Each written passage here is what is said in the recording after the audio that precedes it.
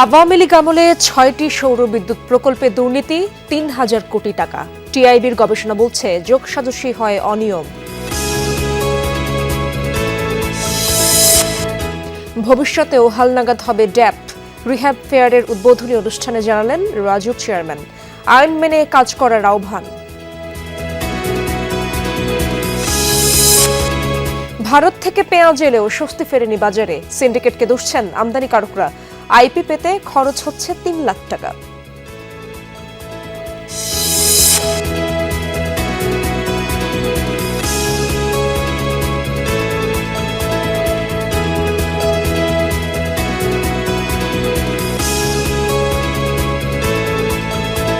দর্শক, এতক্ষণ শিরোনামগুলো দেখছিলেন। পুরো সময় জুড়ে আপনাদের সাথে থাকবো আমি ইশরাত জাহান। এবার বিস্তারিত খবরাখবর জানাবো। আওয়ামী লীগ আমলে ৬টি সৌর বিদ্যুৎ প্রকল্পে ২,৯২৬ কোটি টাকা দুর্নীতি হয়েছে। এই তথ্য জানিয়েছে ট্রান্সপারেন্সি ইন্টারন্যাশনাল বাংলাদেশ টিআইবি। নবায়নযোগ্য জ্বালানি খাতের চ্যালেঞ্জ ও সমাধান নিয়ে আয়োজিত গবেষণা প্রতিবেদনে সংস্থাটি জানায়, এসব অনিয়মে সরকারি কর্মকর্তা, সংসদ সদস্য ও মধ্যস্বত্বভোগী অনেকে জড়িত ছিল। টিআইবির নির্বাহী পরিচালক বলেন, নবায়নযোগ্য জ্বালানি স্থাপনে খরচ বেশি এমন প্রচার চালিয়ে জীবাশ্ম জ্বালানিতে সুবিধা নেওয়া হয়েছে বিগত বছরগুলোতে। বিদ্যুৎ ও জ্বালানি খাতে অনিয়মের অভিযোগ অনেক দিনের। বছর বছর যার ঘানি টানছে সাধারণ ভোক্তারা। ট্রান্সপারেন্সি ইন্টারন্যাশনাল বাংলাদেশ টিআইবি বলছে, দেশে বিদ্যুতের ইউনিট প্রতি দর ভারত ও পাকিস্তানের চেয়ে 4 গুণ বেশি। সেই সাথে জীবাশ্ম জ্বালানির অতি ব্যবহার বেড়েছে কার্বন নিঃসরণের হার। অথচ নবায়নযোগ্য জ্বালানির ব্যবহার এড়িয়ে গেছে বিগত সরকার। যে কয়টি প্রকল্প নিয়েছিল সেখানেও হয় অনিয়মের মহড়া। 500 মেগাওয়াট ভাসমান সৌর বিদ্যুৎ প্রকল্প স্থাপনের সুযোগ থাকলেও আমলাতান্ত্রিক জটিলতা ও বিনিয়োগের ঘাটতি থাকায় তা বাস্তবায়ন হয়নি। সংবাদ সম্মেলনে জানানো হয়, 6টি নবায়নযোগ্য জ্বালানি খাতের প্রকল্পে দুর্নীতি হয়েছে প্রায় 3,000 কোটি টাকা। দেখা গেছে যে প্রকল্পের জন্য 16 একর জমি ব্যবহারের কথা বলা হলেও স্থানীয় ভূমি অফিসে 2.8 একরের দলিল প্রদান করা হয়েছে। টিআইবি জানায়, অনিয়মের অন্যতম বড় ক্ষেত্র ভূমি অধিগ্রহণ ও ক্রয় সংক্রান্ত 5টি প্রকল্পে। এই খাতে প্রায় 250 কোটি টাকার দুর্নীতির অভিযোগ মিলেছে। প্রাতিষ্ঠানিক রূপ লাভ করেছে এবং চর্চাটা এখনো অব্যাহত। অনিয়মের কারণে এই খাতে বেড়েছে ভর্তুকির পরিমাণ, যেটা এখনো অব্যাহত আছে বলে জানায় টিআইবি। 2024-25 অর্থ বছরে আগের তুলনায় 62,000 কোটি টাকা বেশি ভর্তুকি দেওয়া হয়েছে। বর্তমান সরকার নবায়নযোগ্য খাতের কয়েকটি প্রকল্প বাতিল করলেও জীবাশ্ম খাতের অনিয়ম করা বেশ কয়েকটি প্রকল্প রয়েই গেছে। যে সুশাসনের যে ইন্ডিকেটরসগুলো আছে, সবগুলো ইন্ডিকেটরের ক্ষেত্রে আমরা দেখেছি যে ঘাটতি রয়েছে এবং বিভিন্ন ধরনের অনিয়ম, দুর্নীতি এবং যেটা বলে যে অর্থের অপচয়, সেটার দৃষ্টান্ত আমরা দেখতে পেয়েছি। এবং তার মধ্যে মূলত যেটা দেখা গেছে যোগসাজশমূলক দুর্নীতি। টিআইবির নির্বাহী পরিচালক বলেন, মূলত নবায়নযোগ্য জ্বালানি খাতের চ্যালেঞ্জ ও সম্ভাবনা নিয়ে গবেষণা করছে প্রতিষ্ঠানটি। নীতিগতভাবে যে প্রাধান্য, সেই প্রাধান্যটা নবায়নযোগ্য জ্বালানি খাতে আমরা দিতে পারিনি। সেই কারণে আমাদের যে প্রত্যাশিত এবং 2050 বা 2050 সালের মধ্যে যে জিরো অর্জন, সেটাতে আমাদের অগ্রগতির সম্ভাবনা ক্রমাগতভাবে কমে যাচ্ছে। এবং 2012 থেকে 23 সাল পর্যন্ত সরকারি ও বেসরকারি নবায়নযোগ্য জ্বালানি প্রকল্পের তথ্য বিবেচনায় নেওয়া হয়েছে। রাসেল আহমেদ, যমুনা নিউজ, ঢাকা। অনেক বাধা পেরিয়ে সংশোধন করা হয়েছে ডিটেইল এরিয়া প্ল্যান ড্যাপ। ভবিষ্যতে আরও হালনাগাদ করা হবে। সকালে রিহ্যাব ফেয়ারের উদ্বোধনী অনুষ্ঠানে এমন তথ্য জানান রাজুকের চেয়ারম্যান ইঞ্জিনিয়ার মোহাম্মদ রিয়াজুল ইসলাম। ডেভেলপার কোম্পানিগুলোকে আইন মেনে কাজ করার আহ্বান জানান রাজুক চেয়ারম্যান। বলেন, জনস্বার্থের বিষয়টি সব সময় বিবেচনা রাখা উচিত। চীন মৈত্রী সম্মেলন কেন্দ্রে এই আয়োজন চলবে আগামী শনিবার পর্যন্ত। সকাল 10টা থেকে রাত 9টা পর্যন্ত ক্রেতা দর্শনার্থীরা মেলায় প্রবেশ করতে পারবেন, যা সর্বসাধারণের জন্য উন্মুক্ত থাকছে। ফেয়ারে 220টি স্টল রয়েছে। 14টি বিল্ডিং ম্যাটেরিয়ালস ও 12 অর্থলগ্নিকারী প্রতিষ্ঠানও অংশ নিয়েছে এই মেলায়। আয়োজকরা জানান, মেলায় ক্রেতা ও ডেভেলপারদের সরাসরি সংযোগ স্থাপন হচ্ছে। আমি চাই না রাজুককে আসলে কোনো মোবাইল কোর্ট পরিচালনা করতে হোক, কারণ আপনারা যদি যারা বিল্ডিং তৈরি করেন আর আমরা যারা রাজুক এটা তদারকি করি বা অনুমতি দেই, এই দুইটা পক্ষ যদি এক হয়ে সততার সঙ্গে দেশপ্রেমের সঙ্গে যদি আমরা এই কাজটি করতে পারি, তাহলে কি মোবাইল কোড লাগবে? আমার বিশ্বাস মোবাইল কোড লাগবে না। রমজান উপলক্ষে গত বছরের মতো এবারও খেজুরের আমদানি শুল্ক ও অগ্রিম কর কমিয়েছে রাজস্ব বোর্ড। সংস্থাটি বলছে, দাম সাধারণের নাগালের মধ্যে নিয়ে আসার লক্ষ্যে বিদ্যমান আমদানি শুল্ক 40% কমানো হয়েছে। এটি 31 মার্চ পর্যন্ত বহাল থাকবে। এর আগে রোজা উপলক্ষে খেজুর আমদানিতে শুল্ক কর যৌক্তিক পর্যায়ে আনতে ট্রেড অ্যান্ড ট্যারিফ কমিশন সুপারিশ করেছিল। ফ্রেশ ফ্রুটস ইম্পোর্টার্স অ্যাসোসিয়েশনের তথ্য বলছে, দেশে বর্তমানে খেজুরের চাহিদা 1,10,000 টনের মতো। এর মধ্যে রমজানে 60 থেকে 70,000 টন চাহিদা থাকে। খেজুর মূলত সৌদি আরব, আরব আমিরাত, তিউনিশিয়া, মিশর, জর্ডান, ইরাক, ইরান ও পাকিস্তান থেকে আমদানি করা হয়। খেজুরের দাম সহনীয় রাখতে গত বছর রোজা শুরুর 3 মাস আগে শুল্ক কর কমানো হয়। তাতে আমদানিতে খরচ কমে এবং আমদানি বাড়ে, ফলে দাম স্থিতিশীল। মেট্রো রেলের টিকিটের ওপর ভ্যাট অব্যাহতির মেয়াদ বাড়িয়েছে জাতীয় রাজস্ব বোর্ড। পরিবেশ বান্ধব অত্যাধুনিক গণপরিবহন মেট্রো রেলকে আরও জনপ্রিয় করতে সেবার ওপর আরোপিত ভ্যাট 31 ডিসেম্বর পর্যন্ত অব্যাহতি ছিল। এখন এই সুবিধা আগামী 30 জুন পর্যন্ত বাড়ানো হয়েছে। এ বিষয়ে সড়ক পরিবহন ও সেতু মন্ত্রণালয় এনবিআরকে সুপারিশ করেছিল। এর আগে 11 ডিসেম্বর উপদেষ্টা পরিষদের বৈঠকে সিদ্ধান্ত হয় মেট্রো রেলের টিকিটের ওপর মূল্য সংযোজন কর বা ভ্যাট অব্যাহতির সুবিধা অব্যাহত রাখা হবে। বর্তমান ভ্যাট আইন অনুযায়ী যে কোনো শীতাতপ নিয়ন্ত্রিত রেলের টিকিটে 15% ভ্যাট আরোপের বিধান রয়েছে।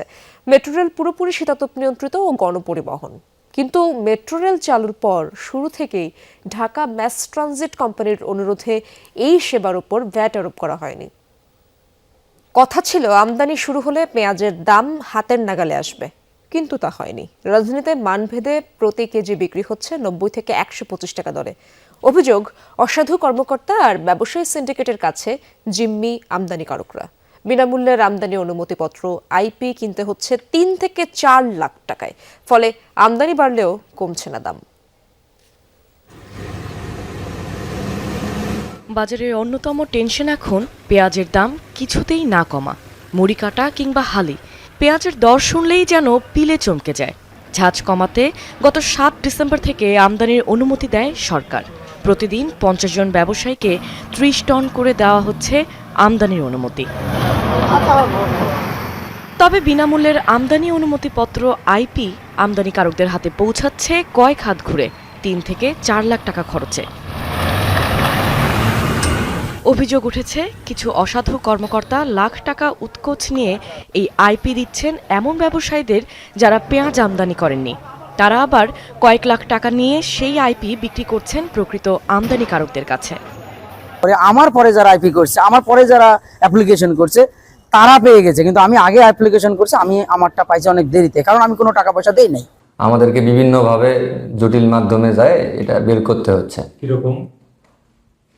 এটা খরচ হচ্ছে, টাকা পয়সা খরচ হচ্ছে। অফিসে সিন্ডিকেট তো থাকতেই পারে।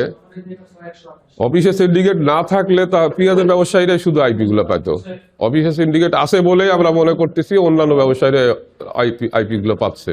এটাও যেন কেউ যেন বলে না যে ইম্পোর্টাররা লাভ করতেছে। কিছু আছে তো, সমস্যা আছে ভিতরগত।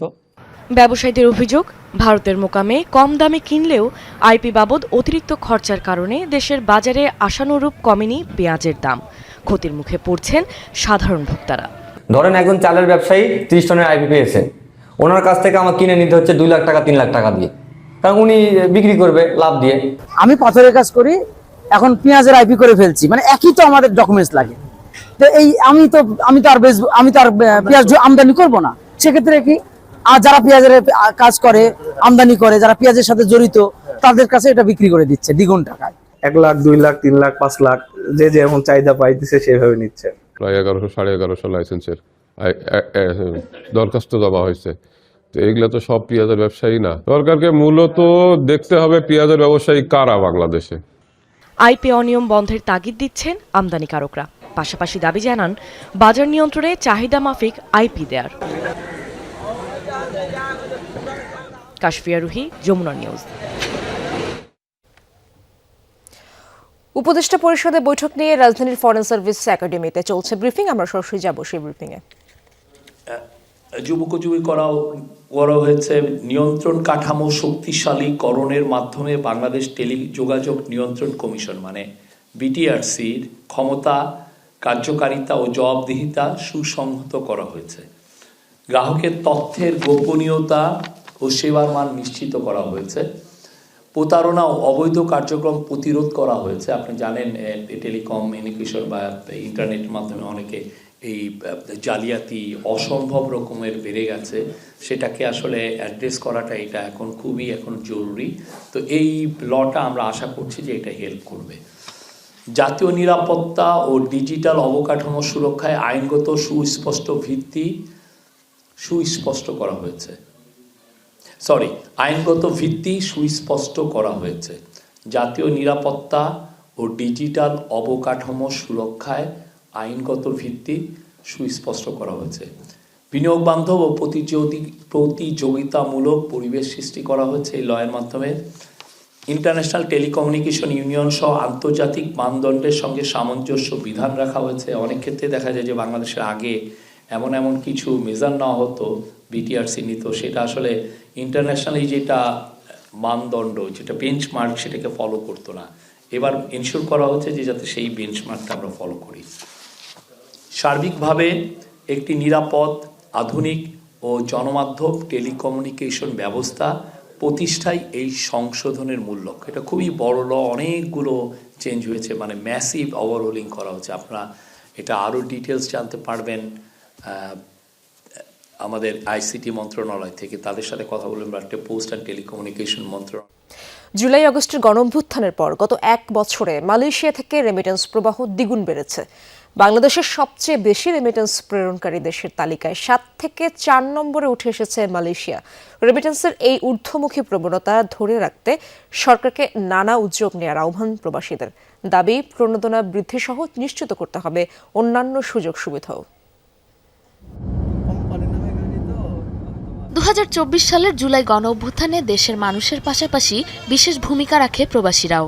রেমিটেন্স শাটডাউনের মতো গুরুত্বপূর্ণ পদক্ষেপ সরকার পতনে কাজ করে কফিনের পেরেকের মতো।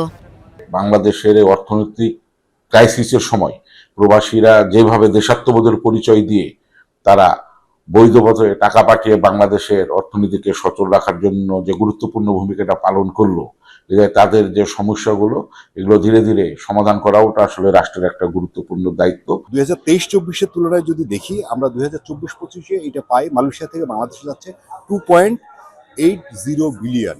That means almost double.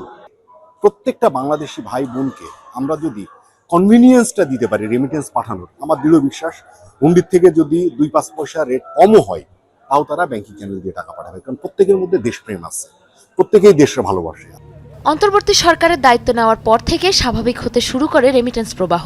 গেল 1 বছরের হিসাবে মালয়েশিয়া থেকে পাঠানো রেমিটেন্সের অর্থের পরিমাণ বেড়েছে দ্বিগুণ। বাংলাদেশ ব্যাংকের তথ্য মতে 2025-26 অর্থ বছরের জুলাই থেকে 20 ডিসেম্বর পর্যন্ত রেমিটেন্স প্রবাহ 15.9% বৃদ্ধি পেয়েছে। এর মধ্যে জুলাই থেকে গত নভেম্বর পর্যন্ত 5 মাসে মালয়েশিয়া থেকে রেমিটেন্স এসেছে $3.32 বিলিয়ন, যা 2023-24 অর্থ বছরে ছিল 1.6 বিলিয়ন। রেমিটেন্স পাঠানো দেশগুলোর তালিকায় 7ম অবস্থান থেকে মালয়েশিয়া উঠে এসেছে 4র্থতে। প্রবাসীদের বৈধ পথে রেমিটেন্স প্রবাহের এই ঊর্ধ্বমুখী প্রবণতা বজায় রাখতে সরকারকে বিমানবন্দরে হয়রানি বন্ধ সহ বিভিন্ন সুযোগ সুবিধা বাড়ানোতে নজর দেওয়ার আহ্বান প্রবাসীদের। যারা ব্যাংকের মাধ্যমে টাকা পাঠায় তাদের টাকা 100% নিরাপত্তা আছে। আমি নেত্রকোনা জেলায় সর্বোচ্চ রেমিটেন্স প্রেরণকারী হিসাবে সম্মাননা পেয়েছি, তাতে আমি একজন প্রবাসী হিসাবে গর্বিত। সরকারি প্রণোদনা 2.5% বৃদ্ধির পাশাপাশি আরও কিছু জরুরি সুযোগ সুবিধা নিশ্চিতের দাবি প্রবাসীদের। এতে ব্যাংকের মাধ্যমে রেমিটেন্স পাঠানোর প্রতি বাংলাদেশিদের আগ্রহ বাড়বে বলে মনে করছেন রেমিটেন্স হাউসের সংশ্লিষ্টরা। সাবরিনা নুসরাত, যমুনা নিউজ। বিশ্ববাজারে স্বর্ণের দামে মহাপ্রলয়। ইতিহাসের সব রেকর্ড ভেঙে আউন্স প্রতি স্বর্ণের দাম $4,400 ছাড়িয়েছে। এর ধাক্কায় দেশের বাজারেও 1 লাফে ভরিতে স্বর্ণের দাম বেড়ে দাঁড়িয়েছে $2,26,000 টাকায়। স্বর্ণ এখন আর কেবল অলংকার নয়, নিরাপদ বিনিয়োগের বড় জায়গা। এটির প্রতি মানুষের আগ্রহ আরও বাড়িয়েছে বিশ্ববাজারের প্রভাব, ডলারের সংকট ও স্থানীয় চাহিদা। ফলাফল সোমবার প্রায় $4,500 মাইল ফলক স্পর্শ করেছে স্বর্ণের দাম, যা ইতিহাসের সর্বোচ্চ। আগুনের হলকা লেগেছে রূপা, প্লাটিনাম ও প্যালাডিয়ামের দামেও। এই ঊর্ধ্বগতির মূলে যুক্তরাষ্ট্রের ফেডারেল রিজার্ভ ব্যাংকের সুদের হার কমানোর আভাস। কেননা এই সময়ে বিনিয়োগকারীরা বন্ড ছেড়ে স্বর্ণের দিকে ঝুঁকছেন। আবার বিশ্ব রাজনীতির অস্থিরতা এবং ট্রাম্পের শুল্ক নীতির কারণে নিরাপদ বিনিয়োগ হিসেবে রেকর্ড পরিমাণ স্বর্ণ মজুত করছে অনেক দেশের কেন্দ্রীয় ব্যাংক। এটি মূলত দামকে $4,400 উপরে ঠেলে দিয়েছে। এই উত্তাপ লেগেছে বাংলাদেশের বাজারেও। চাহিদা কমায় অনেক কারিগর এখন বেকার হওয়ার পথে। বিশ্লেষকদের ধারণা 2026 সাল পর্যন্ত স্বর্ণের জয়যাত্রা অব্যাহত থাকতে পারে, যদি আন্তর্জাতিক বাজারে ডলারের সরবরাহ স্বাভাবিক না হয় এবং ভূ রাজনৈতিক অস্থিরতা না কমে, তখন দাম আরও বাড়ার আশঙ্কা রয়েছে। ফলে যারা আগে স্বর্ণে বিনিয়োগ করেছেন তাদের জন্য একটি বড় মুনাফার সুযোগ। কাশফিয়া রুহি, যমুনা নিউজ। দর্শক, এই ছিল বিজনেস টুডের এখনকার আয়োজনে। এতক্ষণ যারা সঙ্গে ছিলেন সবাইকে ধন্যবাদ।